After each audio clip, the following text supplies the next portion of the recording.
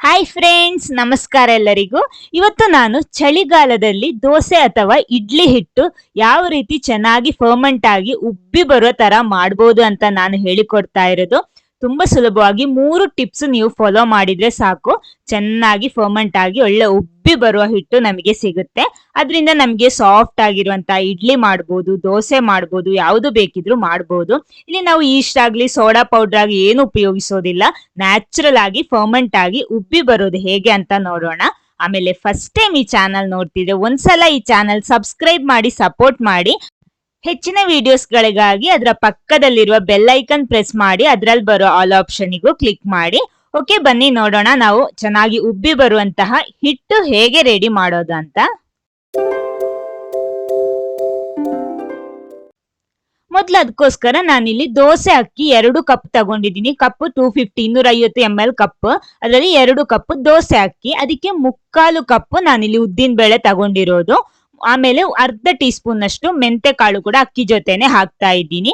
ಮೊದ್ಲು ಇದನ್ನ ಚೆನ್ನಾಗಿ ತೊಳಿಬೇಕು. 2-3 ಸಲ ಚೆನ್ನಾಗಿ ತೊಳ್ಕೊಳ್ಳಿ. ಚೆನ್ನಾಗಿ ತೊಳೆದು ತರ್ತೀನಿ ನೋಡಿ. ಇವಾಗ ಚೆನ್ನಾಗಿ ತೊಳೆದಿಟ್ಟಿದ್ದೀನಿ. ಆಮೇಲೆ ಇದನ್ನ ನೆನೆಸಿಡ್ಬೇಕು. ಅದಕ್ಕೋಸ್ಕರ ಸ್ವಲ್ಪ ನೀರು ಹಾಕ್ತಾ ಇದ್ದೀನಿ. ಇಲ್ಲಿ ನಾವು ಉದ್ದಿನ ಬೇಳೆ ನೆನೆಸಿಟ್ಟ ನೀರಲ್ಲೇ ಗ್ರೈಂಡ್ ಮಾಡೋದು. ಆದ ಕಾರಣ ಅದನ್ನ ಚೆನ್ನಾಗಿ ತೊಳೆದೇ ನಾವು ನೆನೆಸಿಡ್ಬೇಕು. ಫಸ್ಟ್ ಪಾಯಿಂಟ್ ಟಿಪ್ಸ್ ಅದೇ, ಉದ್ದಿನ ಬೇಳೆ ಚೆನ್ನಾಗಿ ತೊಳೆದು ಆ ನೆನೆಸಿಟ್ಟ ನೀರಲ್ಲೇ ನಾವು ಗ್ರೈಂಡ್ ಮಾಡಬೇಕು. ಆಮೇಲೆ ಅಕ್ಕಿನೂ ಅದೇ ರೀತಿ ಚೆನ್ನಾಗಿ ತೊಳೆದ್ರೆ ನಮಗೆ ಒಳ್ಳೆ ವೈಟ್ ಕಲರ್ ಇಡ್ಲಿ ಸಿಗುತ್ತೆ. ಓಕೆ, ಇದನ್ನ ನೆನೆಸಿಡೋಣ. ನೋಡಿ, ಇಲ್ಲಿ 6 ಗಂಟೆ ಕಳೆದಿದೆ, ಚೆನ್ನಾಗಿ ನೆಂದಿದೆ ಉದ್ದಿನ ಬೇಳೆ ಮತ್ತು ಅಕ್ಕಿ. ಮೊದಲು ಉದ್ದಿನ ಬೇಳೆ ನಾನಿಲ್ಲಿ ಗ್ರೈಂಡ್ ಮಾಡ್ತಾ ಇದ್ದೀನಿ, ಮಿಕ್ಸಿ ಜಾರಿಗೆ ಹಾಕ್ತಾ ಇದ್ದೀನಿ. ನೆನೆಸಿಟ್ಟ ನೀರು ಹಾಕ್ಬಿಟ್ಟು ಇದನ್ನ ರುಬ್ಬಿ ತರ್ತೀನಿ. ನುಣ್ಣಗೆ ರುಬ್ಬೇಕು. ಓಕೆ, ಇದನ್ನ ನುಣ್ಣಗೆ ರುಬ್ಬಿ ತರ್ತೀನಿ ಮೊದ್ಲು ನಾನು. ನೋಡಿ, ಇಲ್ಲಿ ಚೆನ್ನಾಗಿ ರುಬ್ಬಿದ್ದೀನಿ ನಾನು. ನೋಡ್ಕೊಳ್ಳಿ, ಸ್ವಲ್ಪನೂ ತರಿ ಇರಬಾರ್ದು, ಚೆನ್ನಾಗಿ ರುಬ್ಕೊಳ್ಳಿ ಈ ರೀತಿ. ಓಕೆ, ನೆಕ್ಸ್ಟ್ ನಾನು ಅದೇ ಮಿಕ್ಸಿ ಜಾರಲ್ಲಿ ಅಕ್ಕಿ ಮತ್ತು ಮೆಂತೆ ಕಾಳು ಹಾಕ್ಬಿಟ್ಟು ರುಬ್ತೀನಿ. ಒಂದು ಸ್ವಲ್ಪ ನೀರು, ಗ್ರೈಂಡ್ ಮಾಡೋದಿಕ್ಕೆ ಎಷ್ಟು ಬೇಕೋ ಅಷ್ಟು, ರುಬ್ಬೋದಿಕ್ಕೆ ಎಷ್ಟು ಬೇಕೋ ಅಷ್ಟು ನೀರು ಹಾಕ್ಬಿಟ್ಟು ಗ್ರೈಂಡ್ ಮಾಡ್ತೀನಿ. ನೋಡಿ, ಅದು ಗ್ರೈಂಡ್ ಮಾಡಿ ರೆಡಿ ಆಗಿದೆ. ನೆಕ್ಸ್ಟ್ ಇಲ್ಲಿ ನಮ್ಗೆ ಬೇಕಾಗಿರೋದು ಅನ್ನ, ಬೇಯಿಸಿದ ಅನ್ನ. ನಾನಿಲ್ಲಿ ಕುಚ್ಚಲಕ್ಕಿ ಅನ್ನ ತಗೊಂಡಿರೋದು 3/4 ಕಪ್. ಇದು ಅಕ್ಕಿ ಜೊತೆನೆ ರುಬ್ಬಹುದು, ನಂಗೆ ಬಿಟ್ಟು ಹೋಯ್ತು. ಅದ ಕಾರಣ ಇವಾಗ ಸಪರೇಟ್ ಆಗಿ ರುಬ್ತಾ ಇದ್ದೀನಿ. ಅದಕ್ಕೆ ನಾವು ಗ್ರೈಂಡ್ ಮಾಡಿಟ್ಟ ಹಿಟ್ಟು ಹಾಕ್ಬಿಟ್ಟೆ ರುಬ್ತೀನಿ. ನೋಡಿ, ಎಲ್ಲ ರೆಡಿ ಆಗಿದೆ, ರುಬ್ಬಿ ಎಲ್ಲ ರೆಡಿ ಆಗಿದೆ. ನೆಕ್ಸ್ಟ್ ಸ್ಟೆಪ್ ಏನಂದ್ರೆ ಇದನ್ನ ಮಿಕ್ಸಿಂಗ್ ಮಾಡೋದು.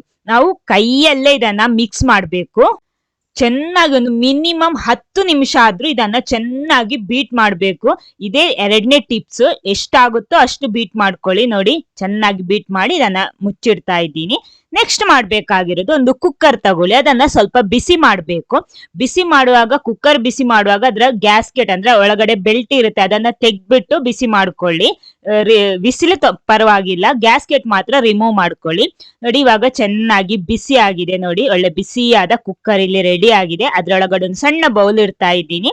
ಅದ್ರ ಒಳಗಡೆ ನಾವಿಲ್ಲಿ ಗ್ರೈಂಡ್ ಮಾಡಿಟ್ಟ ಹಿಟ್ಟನ್ನ ಇಡ್ತಾ ಇದ್ದೀನಿ. ಯಾಕಂದ್ರೆ ಫರ್ಮೆಂಟ್ ಆಗ್ಬೇಕಿದ್ರೆ ಸ್ವಲ್ಪ ಟೆಂಪರೇಚರ್ ಬೇಕು. ಚಳಿಗಾಲದಲ್ಲಾದ್ರೆ ಅಟ್ಮಾಸ್ಫಿಯರ್ ಎಲ್ಲ ಕೂಲ್ ಆಗಿರುತ್ತೆ. ಅದಕ್ಕೋಸ್ಕರ ಈ ರೀತಿ ಮಾಡಿದ್ರೆ ಚೆನ್ನಾಗಿ ಫರ್ಮೆಂಟ್ ಆಗುತ್ತೆ. ಕ್ಲೋಸ್ ಮಾಡುವಾಗ ನೋಡಿ, ಈ ಗ್ಯಾಸ್ಕೆಟ್ ಅಂದ್ರೆ ಬೆಲ್ಟ್ ತೆಗ್ದ್ಬಿಟ್ಟು ಇದನ್ನ ಕ್ಲೋಸ್ ಮಾಡ್ಕೊಳ್ಳಿ. ಯಾಕಂದ್ರೆ ಸ್ವಲ್ಪ ಗಾಳಿನೂ ಬೇಕು. ಓಕೆ, ಇದನ್ನ ಕ್ಲೋಸ್ ಮಾಡಿಡ್ತಾ ಇದ್ದೀನಿ. ರಾತ್ರಿ ಇಡೀ ಇಡ್ತಾ ಇದ್ದೀನಿ. ನೋಡಿ, ನೆಕ್ಸ್ಟ್ ಡೇ ಬೆಳಿಗ್ಗೆ ನಾನು ಇದನ್ನ ಓಪನ್ ಮಾಡ್ತಾ ಇದ್ದೀನಿ. ನೋಡಿ, ನಿಮ್ಗೆ ಕಾಣ್ತಾ ಇರ್ಬೋದು, ನಾವು ಕ್ಲೋಸ್ ಮಾಡಿಬಿಟ್ಟ ಆ ಪ್ಲೇಟ್ ನೋಡಿ ಮೇಲ್ಗಡೆ ಬಂದಿದೆ. ಚೆನ್ನಾಗಿ ಫರ್ಮೆಂಟ್ ಆಗಿ ಇದು ಉಬ್ಬಿ ಬಂದಿದೆ ನಮ್ಮ ಹಿಟ್ಟು. ನೋಡಿ, ನಾನು ತೋರಿಸ್ತೀನಿ. ನೋಡಿ, ಚೆನ್ನಾಗಿ ಉಬ್ಬಿ ಬಂದಿದೆ. ಇಲ್ಲಿ ನಾನು ಕುಕ್ಕರ್ ಉಪಯೋಗಿಸಿದ್ದು, ಕುಕ್ಕರೇ ಆಗ್ಬೇಕಾಗಿಲ್ಲ, ನಿಮ್ಗೆ ಒಳ್ಳೆ ದಪ್ಪ ತಳ ಇರುವ ಪಾತ್ರ ಉಪಯೋಗಿಸಬಹುದು, ತೊಂದ್ರೆ ಏನಿಲ್ಲ. ನೋಡಿ, ಸ್ವಲ್ಪ ಉಪ್ಪು ಹಾಕ್ಬಿಟ್ಟು ಇದನ್ನ ನಿಧಾನಕ್ಕೆ ಮಿಕ್ಸ್ ಮಾಡ್ಕೊಳ್ಳಿ. ನೋಡಿ, ಎಷ್ಟು ಚೆನ್ನಾಗಿ ಉಬ್ಬಿ ಬಂದಿದೆ ಅಂತ.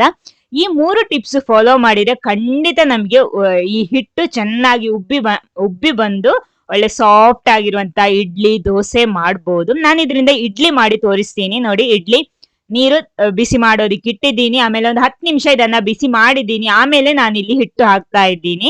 ನೋಡಿ, ಸ್ವಲ್ಪ ಸ್ವಲ್ಪ ಹಿಟ್ಟು ಹಾಕ್ಬಿಟ್ಟು 2 ತಟ್ಟೆಯಲ್ಲಿ ನಾನು ಹಾಕ್ತೀನಿ. ಸ್ವಲ್ಪ ಸ್ವಲ್ಪ ಹಾಕ್ಬಿಟ್ಟು ನೋಡಿ, ಈ ರೀತಿ ಸಣ್ಣ ಸಣ್ಣ ಇಡ್ಲಿ ಮಾಡ್ತಾ ಇರೋದು. ನೋಡಿ, ಇದ್ರ ಮೇಲ್ಗಡೆನು ಇದೇ ರೀತಿ ಫಿಲ್ ಮಾಡ್ತಾ ಇದ್ದೀನಿ.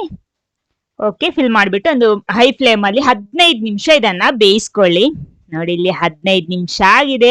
ಒಳ್ಳೆ ಫ್ಲಫಿ ಆಗಿರುವಂತ ನಮ್ಮ ಇಡ್ಲಿ ಇಲ್ಲಿ ರೆಡಿ ಆಗಿದೆ. ನಾನು ನಿಮ್ಗೆ ತೋರಿಸ್ತೀನಿ. ನೋಡಿ, ಕಟ್ ಮಾಡಿ ಒಳ್ಳೆ ಹತ್ತಿ ತರ ಇದೆ. ಬಾಯಲ್ಲಿಟ್ರೆ ಕರಗೋಗುತ್ತೆ, ಅಷ್ಟೊಂದು ಸಾಫ್ಟ್ ಆಗಿದೆ ನಮ್ಮ ಈ ಇಡ್ಲಿ.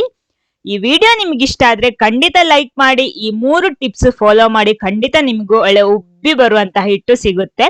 Okay, thank you.